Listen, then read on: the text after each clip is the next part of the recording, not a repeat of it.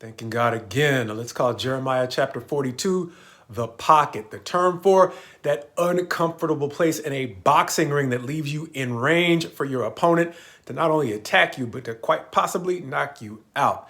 The pocket is the term that came to mind when I saw in this chapter the need for the remnant to stay in a seemingly dangerous place because God is telling them it's actually the safest place for them in this situation. Understanding that in the last chapter, they were in danger of being accused of being the ones responsible for the murder of the governor that the king of Babylon left in charge of Judah and some of the king's own soldiers. Their fears are legitimate as we start off in chapter 42, where Johanan, the man who had been responsible in large part for saving the remnant in the last chapter, along with the commanders of the people. And the people in verses 1 through 6 are all going to go to Jeremiah to ask for a word from the Lord, saying, "We will obey whatever the Lord tells us to do." Going on to verses 7 through 17, we see that at the end of 10 days, Jeremiah receives a word from the Lord that he does deliver to the people. That word being, remain. Do not fear Babylon, for God will give mercy. Wanting to stop for a second to say, they really were in trouble. He's not saying, oh, it's not a big deal. The king will understand. It seems that whatever the impression is, it might not be a favorable impression for them, but they will get mercy. Something that might be even less comforting than a word that says, he won't confuse you with the guilty parties at all. That might have been an easier word to follow. However, the word is what they got, and the word is what they're really going to need to have the faith to follow. However, in the remaining verses, he is going to say that any fugitives to Egypt are going to die in Egypt in much the same way those who he was punishing by sword, famine, pestilence, and ultimately captivity would be. Even they would have a hope of coming back. This remnant, even though they seem to have been left in a position of more favor with God, are at risk of losing that favor, going off to Egypt to never return to Judah, not even after the 70 years is ended.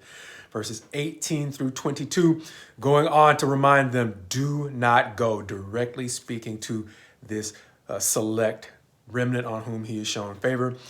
Jeremiah going on to say, especially, you vowed to obey, but have not.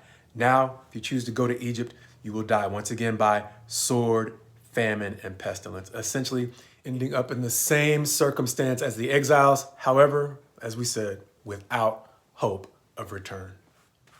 This time in Israel's history reminding me of that concept of the pocket, because not long ago, I got to see a fighter I'm pretty well fanned up on, get a chance to fight in a situation where he got rocked. And not just rocked, he got knocked down relatively early in a fight that he came back to win. And as he mounted his comeback, some of the announcers at ringside, the experienced former fighters, noticed that instead of backing up and retreating or staying in a position of retreat, he dug in harder and actually became more aggressive against the one who had just knocked him down. Once he cleared the, as they say, cobwebs, he became the aggressor, pressing the man against the ropes and ultimately ending the fight before it reached the final round.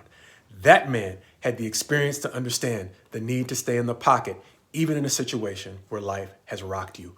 Oh, it's so much easier to say, but it was, in some ways, without sounding goofy, a beautiful thing to see this man who I'm fanned up on, because he's a Jesus fighter. I don't want to call him a Jesus fighter, but he's a fighter who's not ashamed to represent God. Seeing him represent a level of courage and manhood that seemed to make this story come to life for me, even though this one ends tragically, because the people of Judah, the remnant that God has left, do not have the courage to stay in the pocket, as we see in the next chapter. The tragedy being that they wanted to know the will of God. However, when they heard it, it shocked them into a place, as we mentioned in a recent Wednesday night, of fear, which is why we sometimes say, God's best to you as you go forward in him. God willing, not simply praying for the desire to hear and understand his will, but likewise for the courage to do it, understanding that he often calls us into some frightening places, as we mentioned, in the pocket.